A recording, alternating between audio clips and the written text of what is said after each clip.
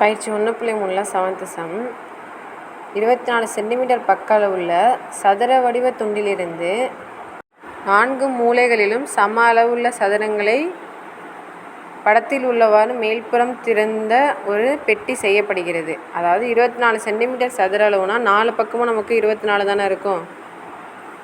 4 பக்கமும் 24 உள்ள ஒரு சதுர வடிவ ஒரு அட்டையிலேருந்து நம்ம ஒரு குறிப்பிட்ட அளவுள்ள சதுரம் உள்ள அளவில் வந்து நம்ம வெட்டுறோம். அப்படின்றப்ப இந்த மாதிரி ஒரு பாக்ஸ் நமக்கு கிடைக்குமா? இந்த மாதிரி ஒரு சின்னதாக ஒரு பக்கத்தை மடக்கி விட்டிங்கன்னா இந்த மாதிரி ஒரு சின்ன பாக்ஸ் கிடைக்கும். இதில் வந்து கன அளவு என்னான்னு கேட்குறாங்க. இந்த பெட்டியின் கன அளவு என்னான்னு கேட்குறாங்க. ஃபஸ்ட்டு நம்ம என்ன கண்டுபிடிக்கணுன்றதை எடுத்து எழுதிக்கலாம். இதுதான் நமக்கு தீர்வு. பெட்டியின் கன அளவு ஃபார்முலா என்ன? நமக்கு கன அளவு ஃபார்முலா L/B/H. அதாவது நீளம், அகலம், உயரம். அப்போ நமக்கு என்னென்ன தேவை இந்த சம்மில்? இந்த பெட்டியோட நீளம், அகலம், உயரம் அது என்னன்னு ஃபஸ்ட்டு நம்ம இப்போ கண்டுபிடிப்போம். இப்போ பாருங்கள், இது ஃபுல்லுமே நமக்கு ஒரு சதுர வடிவத்தில் தான் கொடுத்துருக்காங்களா. இது ஃபுல்லோட லென்த்து நீளமும் என்ன கொடுத்துருக்காங்க? 24. இது ஃபுல்லும் நமக்கு, அதாவது இந்த சைடில் உள்ள இதை பாருங்கள், அட்டையில் இது ஃபுல்லும் நமக்கு 24ன்னு கொடுத்துட்டாங்க. இதில் எக்ஸ் அளவுக்கு நம்ம என்ன பண்ண போகிறோம்? மடக்க போகிறோம். இப்போ இந்த நடுவில் உள்ள பார்ட் எப்படி இருக்கும்? 24லேருந்து 2 எக்ஸை நம்ம மைனஸ் பண்ணியிருப்போமா?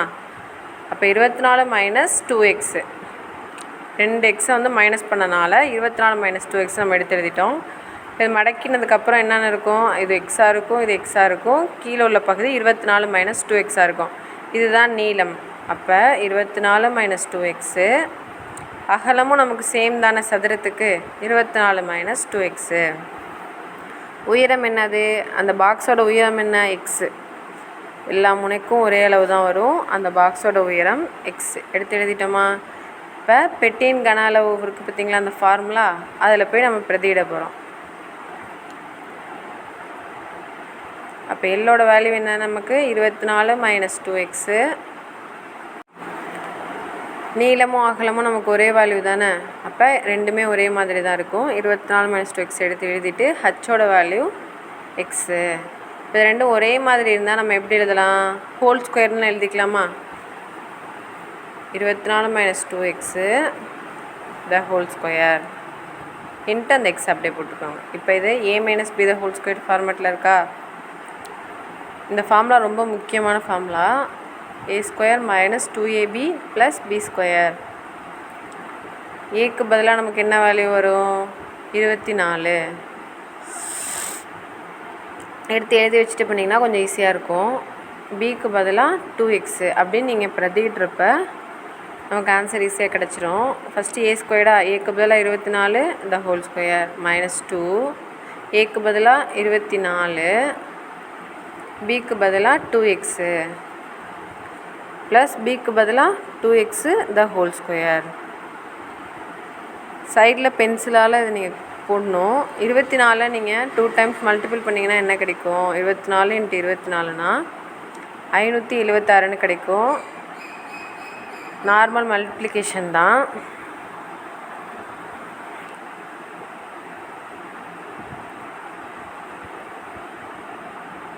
(576) மைனஸ் இங்கே நம்பராக உள்ளதெல்லாம் முதல்ல பெருக்கிக்கலாம். ஃபஸ்ட்டு எடுத்து எழுதிக்கோங்க. 2 இன்ட்டு 24 இன்ட்டு 2ன்னு இருக்குது. 24 2 நீங்கள் மல்டிபிள் பண்ணிங்கன்னா 48ன்னு கிடைக்கும். அதோட ஒரு 2 மல்டிபிள் பண்ணிங்கன்னா 96ன்னு கிடைக்கும். 96 பக்கத்தில் ஒரு எக்ஸ் இருக்கா, அதை எடுத்து அப்படியே போட்டுக்கோங்க. ப்ளஸ் இதை 2 எக்ஸ்ன்னு 2 டைம் போடணுமா? ஃபஸ்ட்டு நீங்கள் ப்ரிப்பேர் பண்ணுறப்ப எழுதியே பண்ணுங்கள். போக போக உங்களுக்கே 4x ஸ்கொயர் அது அப்படின்னு தெரிஞ்சிடும். 4x square. இப்போ இந்த a minus b the whole ஸ்கொயரை கண்டுபிடிச்சாச்சு. நமக்கு வெளியில் ஒரு எக்ஸ் இருக்குது பார்த்தீங்களா, ப்ராக்கெட் போட்டு அந்த எக்ஸை நீங்கள் மென்ஷன் பண்ணணும். போட்டதுக்கப்புறம் அடுத்த ஸ்டெப்பில் அந்த எக்ஸை நம்ம என்ன பண்ணலாம்? மல்டிபிள் பண்ணிக்கலாம். அப்போ 576 into x minus 96 into x square plus 4x ஸ்கொயரோட எக்ஸ் ஆட் பண்ணுறப்ப எக்ஸ் க்யூப். இதை நம்ம ஆர்டராக எழுதிக்கலாமா? க்யூபு ஸ்கொயர்டு எக்ஸ்ன்னு சொல்லிட்டு இப்போ ஃபஸ்ட்டு 4x³ எழுதிக்கிறோம், ரெண்டாவதாக 96x² எழுதிக்கிறோம், மூணாவதாக 576x எடுத்து எழுதிக்கிறோம். இதுதான் அந்த கன அளவு. கன அளவு நம்ம வீண் எழுதிக்கலாம். இவ்வளோ இந்த சம் ஓவர். புரியலன்னா இன்னொரு டைம் பாருங்கள், புரியும். தேங்க்யூ.